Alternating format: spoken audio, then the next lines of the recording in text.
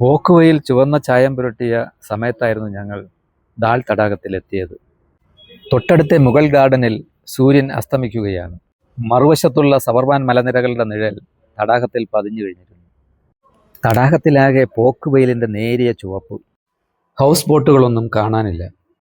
സാധാരണയായി ദാൽ തടാകത്തിന് കാൽപ്പനിക ഭാവം നൽകുന്ന ഒട്ടേറെ കാഴ്ചകളുണ്ട്. ദാൽ തടാകം അതിൻ്റെ സൗന്ദര്യത്തിൻ്റെ പാരമ്യത്തിലെത്തുമ്പോൾ നിറയെ താമരപ്പൂക്കൾ വിടർന്നിട്ടുണ്ടാകും. നൂറുകണക്കിന് ശിക്കാരകളും ഹൗസ് ബോട്ടുകളും തടാകമാകെ നിറയും. ഞങ്ങളെത്തിയ സന്ധ്യാവേളയിൽ തടാകം ഉറങ്ങിക്കിടക്കുകയാണ്. കടവത്ത് ഒതുക്കിയിട്ട ശിക്കാരകളുടെ നീണ്ട നിര. ഏതാനും ശിക്കാരവള്ളങ്ങൾ ഒഴുകി നടക്കുന്നുണ്ട്. ഇപ്പോൾ വേനലാണ്, സീസണല്ല.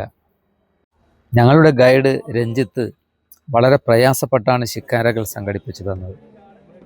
ഞങ്ങൾ ഓളപ്പരപ്പിലൂടെ തുഴഞ്ഞു നീങ്ങും രാത്രി വിളക്കുകൾ തെളിഞ്ഞു കഴിഞ്ഞിരുന്നു. ചുറ്റുമുള്ള കടകളിലെ രാത്രി വെളിച്ചം ഓളങ്ങളിൽ തട്ടിത്തിളങ്ങി. കാശ്മീരികൾ സുന്ദരന്മാരും സുന്ദരികളുമാണ്. ചെറുവള്ളങ്ങളിലായി കാശ്മീരി പാനീയങ്ങളുമായി അവർ എത്തിയപ്പോൾ ഞങ്ങൾ കൗതുകത്തോടെ നോക്കിയിരുന്നു. പ്രകൃതി സ്വയം വാർത്തെടുത്തതാണ് ഈ തടാകം. ഉദ്യാന നിർമ്മാണത്തിൽ പേരുകേട്ട മുഗൾ ചക്രവർത്തിമാർ തങ്ങളുടെ സന്തതി പരമ്പരകൾക്കായി കാൽപ്പനിക ഭാവം നൽകി വളർത്തിയെടുത്തതാണ് ഈ തടാകത്തെ. അവർ ഈ തടാകത്തിന് ചുറ്റും മനോഹരമായ ഉദ്യാനങ്ങൾ പണിതു. അതിലൊന്ന് ഷാലിമാർ ബാഗാണ്. 1619 ജഹാംഗീർ തൻ്റെ ഭാര്യ നൂർജഹാനു വേണ്ടി വികസിപ്പിച്ച ഉദ്യാനമാണ് ഷാലിമാർ ബാഗ്. രണ്ടാമതായി നിഷാദ് ബാഗാണ്.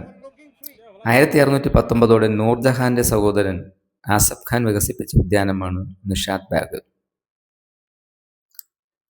മൂന്നാമത് ചാഷ്മേ ഷാഹി എന്ന ഉദ്യാനമാണ്.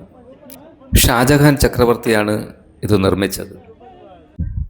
ദാൽ തടാകവും മുഗൾ ഗാർഡനുകളും പ്രകൃതിയും ചിനാർ മനുഷ്യന്റെ കലാസൃഷ്ടി പൂന്തോട്ടങ്ങൾ എന്നിവ അപൂർവമായ സമന്വയം രൂപപ്പെടുത്തുന്ന ഈ ഭൂപ്രകൃതി കാശ്മീരിൻ്റെ സാംസ്കാരിക പൈതൃകത്തിൻ്റെ പ്രധാന ഭാഗമാണ്. പ്രകൃതി ഒരു ചിത്രകാരനാണെങ്കിൽ മുഗളന്മാർ അതിന് കലാപൂർവമായ ഒരു ചട്ടക്കൂട് നൽകി.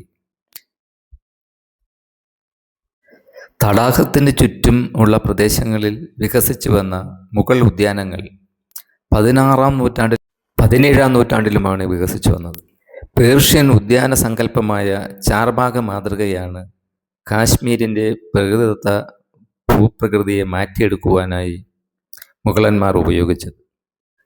ഇപ്പോൾ കാശ്മീരിൽ സീസണല്ല, ഇത് വേനൽക്കാലമാണ്. അതുകൊണ്ട് തന്നെ തടാകത്തിൻ്റെ സൗന്ദര്യം അതിൻ്റെ കാൽപ്പനിക ഭാവത്തിൽ എത്തിയിട്ടില്ല.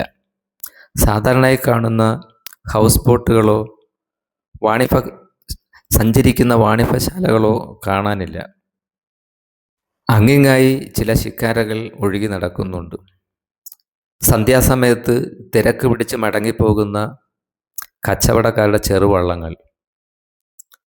കാട്ടുപൊന്തകളിൽ നീന്തി തുടിക്കുന്ന ചെറിയ ചെറിയ കാട്ടുതാറാവുകൾ. കാശ്മീരിന് 4 സീസണിലും 4 തരം സൗന്ദര്യം ആണ്. ഈ വേനൽക്കാലത്ത് തടാകത്തിന് വേറൊരു ദൃശ്യമാണെന്ന് മാത്രം.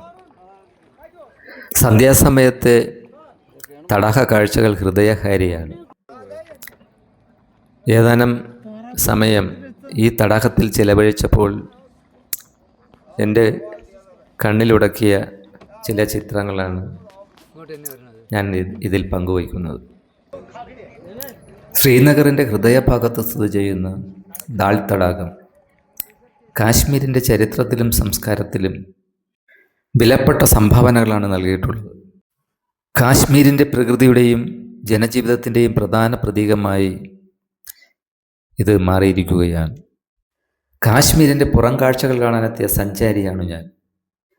ശിക്കാരവള്ളം ഒതുക്കി പടവ് കയറുമ്പോൾ അങ്ങ് കിഴക്കൻ ചക്രവാളം പൂർണ്ണമായും മറഞ്ഞു കഴിഞ്ഞിരുന്നു.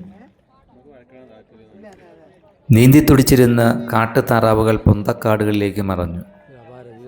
ഈ തടാകം എന്നെ ഓർമ്മിപ്പിച്ചത് എം ടി വാസുദേവൻ നായർ എഴുതിയ മഞ്ഞ് എന്ന നോവലിലെ പശ്ചാത്തലമായ നൈനിറ്റാൾ തടാകമാണ്.